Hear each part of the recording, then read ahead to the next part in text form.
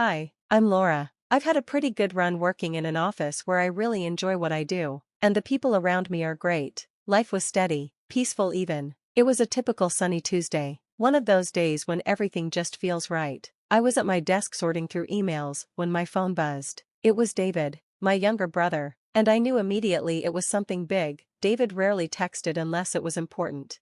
He was practically bursting with excitement. He was getting married to Rachel. I knew Rachel well enough. She was the type to make herself known, bold and outspoken with a sharp edge. But hey, she was family now. I shot back a congratulatory text full of emojis, genuinely happy for him. A few days later, David wanted to meet up for coffee. He had a favor to ask. We met at our usual spot, this quaint cafe near my office. The place was buzzing, but we found a cozy nook. So, what's up? What's this favor? I asked, sipping my latte. David was fidgeting, looking a little nervous. Well, you know how much I admire John's cooking, right? Rachel and I are trying to stick to a tight wedding budget, and I was wondering if John could cater the wedding for $25 per person. Now, John wasn't just a chef, he was a world-class culinary artist, with clients paying top dollar for his services. His events started at 10 times that amount. My brother was hoping for a gourmet experience on a shoestring budget. I couldn't help but chuckle, thinking David was joking, but no, he was serious.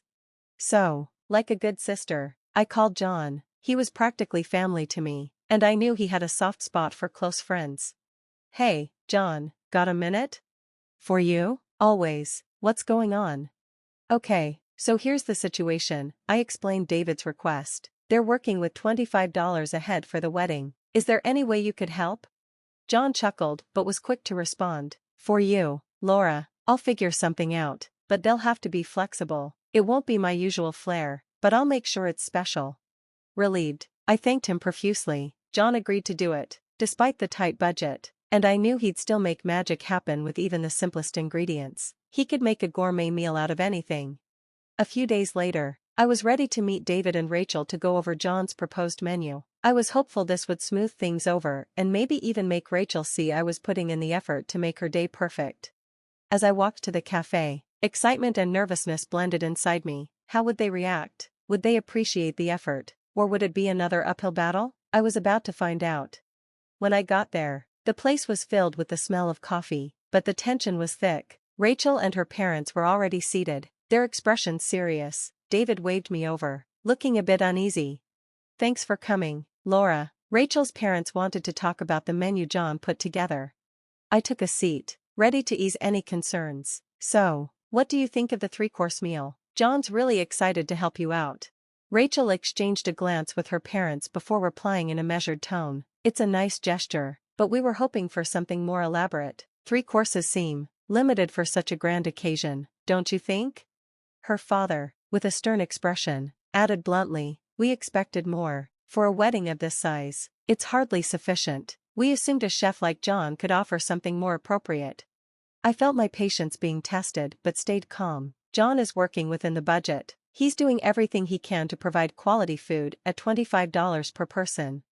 Rachel's mother, who had been quiet until then, leaned forward, her words laced with condescension. Laura, perhaps you don't quite grasp the significance of this day. You're almost 30 and still single, right? You might not fully understand what's expected at a wedding like this.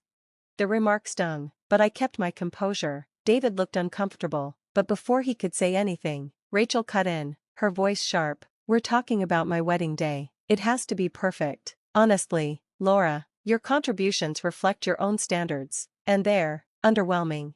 I took a deep breath, feeling the weight of her words. I'm just trying to help. John agreed to this as a favor, to me. For David, if it's not enough, we can cancel. Her father waved dismissively. That might be best. We need someone who understands what a wedding of this caliber demands. Rachel gave me a cold smile, and honestly, Laura, it would be better if you didn't attend at all. Your presence would only dampen the mood. David tried to intervene, but Rachel cut him off again. It's settled. Laura, please respect our wishes. This is about us, not family drama.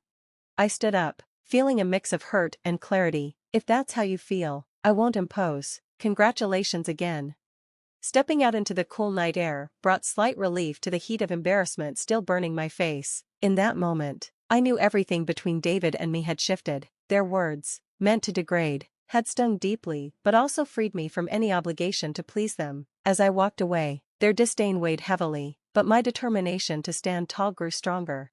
As the days ticked closer to David and Rachel's wedding, the sting of their insults lingered like a bitter aftertaste. The thought of the event stirred both resentment and sadness within me, prompting me to reach out to Aunt Marilyn, who had always been a beacon of wisdom in our family. "You won't believe this, Marilyn, they've banned me from the wedding," said I'd ruin the day.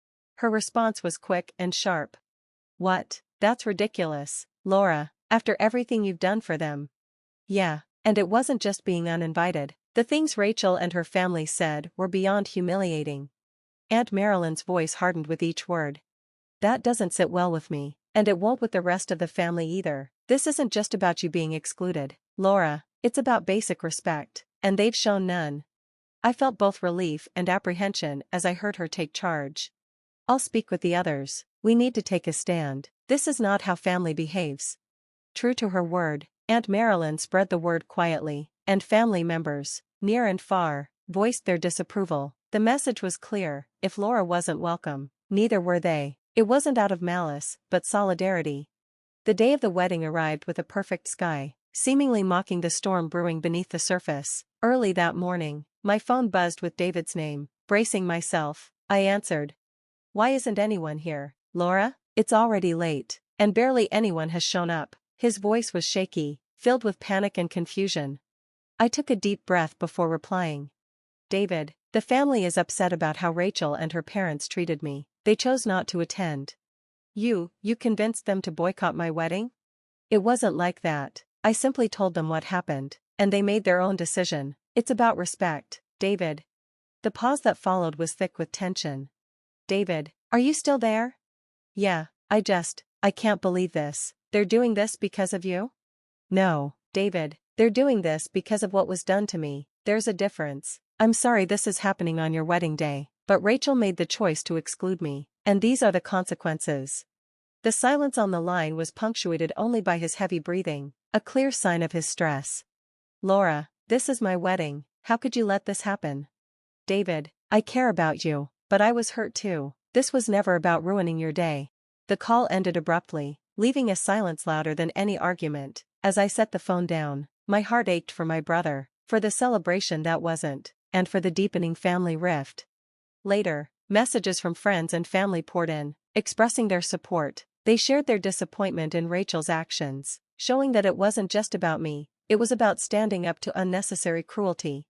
As the day dragged on, the reality of what the wedding had become, a symbol of division rather than unity, settled over me with both sadness and a strange sense of justice. The family stood by me, not because I asked, but because it was the right thing to do.